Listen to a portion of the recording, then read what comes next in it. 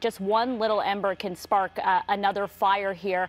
What is your concern when it comes to the nearby neighborhoods? I believe we're seeing maybe a mobile home park that's right behind this area. What's your main concern with the surrounding neighborhoods?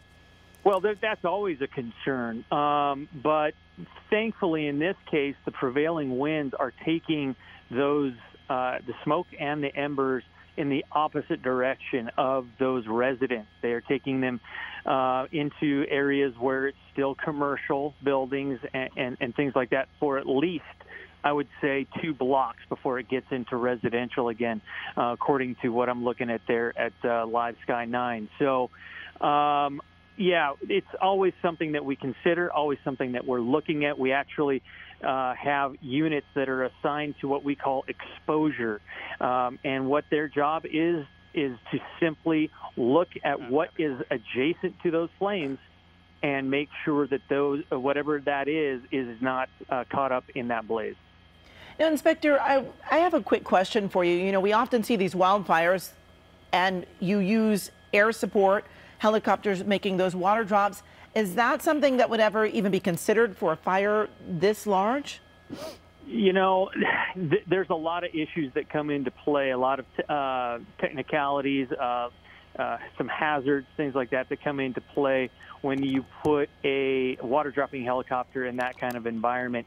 That would be something that the incident commanders would be talking about and possibly considering, but it would be incredibly rare that would happen on a structure fire like this. I know that we did do something like that on the Agua Dulce incident a number of months ago, but that was a very, very unique situation where there were hazards in play that were unknown. And so this is just simply a blaze.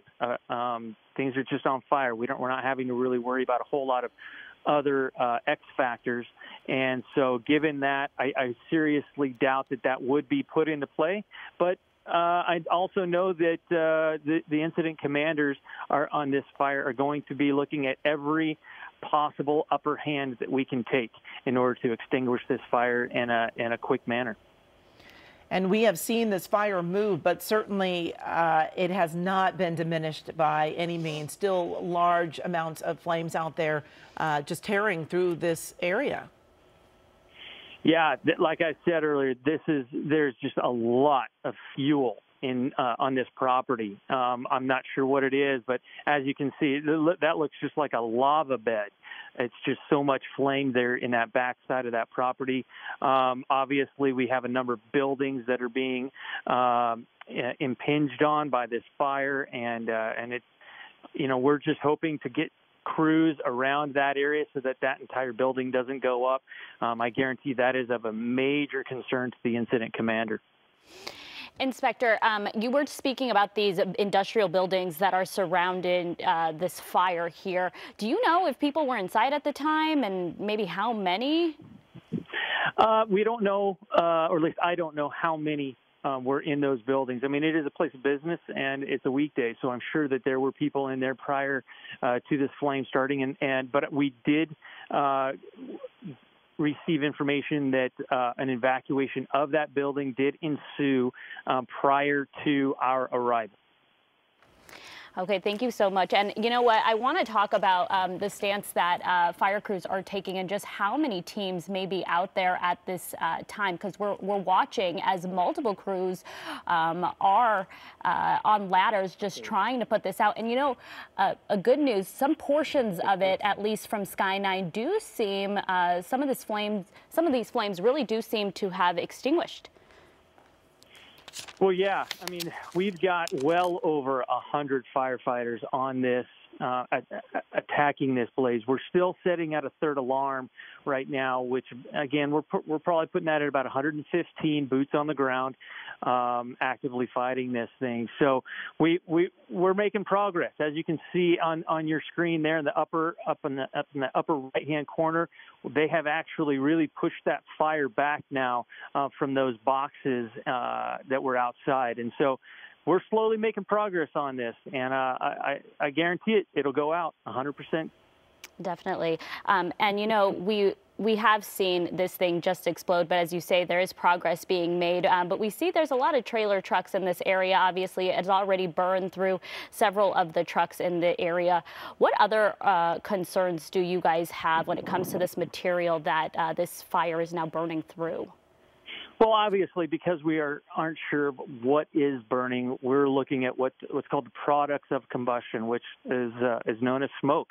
That smoke could have potentially poisonous gases mixed in with them, other than just the normal gases that are in smoke that are in fact toxic. But we could have hazardous material type substances in there. We just don't know right now. I guarantee every single firefighter that is surrounding that building and fighting that fire, they are on their SCBAs, which means they're breathing air out of a tank in order to protect themselves and their lungs.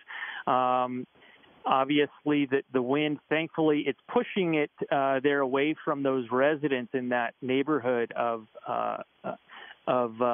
mobile homes, but that wind is going to be wafting some of that smoke into the areas adjacent downwind. You know, I would definitely advise people in those areas to go ahead and get out of that area. You don't want to be you don't want to be breathing that smoke, no matter what it is. Yeah, and I do want to dig deeper into that, because you are saying you just don't know what's burning here and what could be going into the air. So your best advice for these residents that are surrounding this, can see this, can smell this? Yeah, absolutely. My best advice, again, is to leave the area, get in their car, take a drive, go take an early dinner somewhere out, something like that. It's just best to go ahead and get out of that area. Don't chance breathing that smoke in. Obviously, if you've got any kind of respiratory issue, asthma, or whatever conditions that you may have, definitely heed this warning and get out of that smoke. We would hate for anybody to have a medical emergency because they sat and stayed in their home when they could have just literally even possibly taken a walk for a couple of blocks to get out of the pathway of that smoke. Yeah, most definitely. And, you know, we did see this fire just completely explode very quickly. In fact, fire crews were in basically that line of fire before it just exploded. And I want to see, was that crew able to get out okay? We haven't heard of any injuries on our end, but just want to make sure those firefighters were able to get out as quick as possible. Because it was a pretty scary situation to see it just explode into their direction. Yeah, I'm not in direct communication with the incident commanders there on scene, but I haven't heard of any injuries thus far, so that's a good sign. Yeah, and you know, we're seeing these flames just continue to be pushed away from those homes, which is a really good sign. Any other positive progress that you're seeing from this area? Yeah, I can see that master stream on the aerial ladder right there and dead center in your screen. Mm-hmm. He's really making some really great progress there in front of him. A little early, creeping up to closer to the wall there that he's behind, and so he's really doing a good job. You can see him just really trying to just not concentrate on one area, but really hit thoroughly a number of areas to try to begin to cool that fire in a larger area, not just one small area. You can see it's turning to that white and light grayish smoke. That's a good sign. That means that progress is being made. Do you think that as we're looking at this picture, it looks like much of that fuel that this fire had, at least whatever was out there, whether it was paper or whatnot, has pretty much been burned through? Right. Whatever it is, yeah, a lot of it has burned through, but it's not finished, obviously. Yeah. You know, again, as we see right there, that's a great shot, and it just looks like a lava bed right there. And whatever it is, it could be plastics, it could be anything, and whatever that is, it's just going to continue to burn for quite a while until we can continue to just make progress inch by inch, gallon by gallon of water. Yeah, what's really what I'm looking at now is where you see the black smoke coming from. It looks to be between two buildings. How concerning is that for you, for these buildings to be the next target of this fire? Yeah, that is always a concern. We are always on edge of making sure that those exposures that surround any fire, that they are kept safe from igniting as well. Sometimes in this case, there's just sometimes more fire in more different areas than we can get to at once until we have more resources on scene. And so right now, I guarantee they are looking at every possible angle of how to protect as many of those exposures as possible. Yes, thank you so much, Inspector. And we've seen Sky 9 did pan over to a little small fire that may have started over on the side here. Have you gotten any other reports of other little fires igniting in this area, aside from obviously this large one that we're seeing burning right now? Yeah, early on we did have some reports of some fires that to adjacent buildings that started up that were supposedly in connection with this fire as well.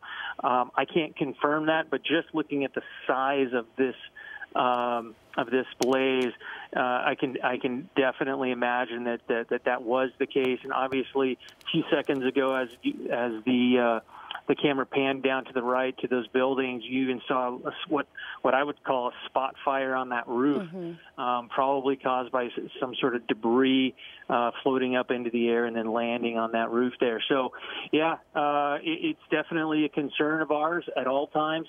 We even have, again, units that their one sole assignment is to do whatever they can to make sure that adjacent buildings do not catch fire. And there's something we talked about with our meteorologist, Alex Biston, and the fact that there are some winds in this area, but it's not really a windy day. But these fires can sometimes create their own weather and really fuel up winds, correct? Yeah, especially right there local. Yeah, you're seeing it to this. Yeah, you're not going to have it creating enormous, large plumes that will literally collapse in on themselves like you'll see in a large brush fire. But some of those local winds around that block and everything, yeah, absolutely. You can have thermal energy creating winds of its own. Yeah, we're just seeing what looks like whatever this debris is that's burning just flying across through this area. I do want to thank you, Inspector, for speaking to us, and I'm sure we'll keep you on the line. But I do want to check in with Alex Biston if we can, just to get an idea, Alex, of the weather that we're seeing in this area.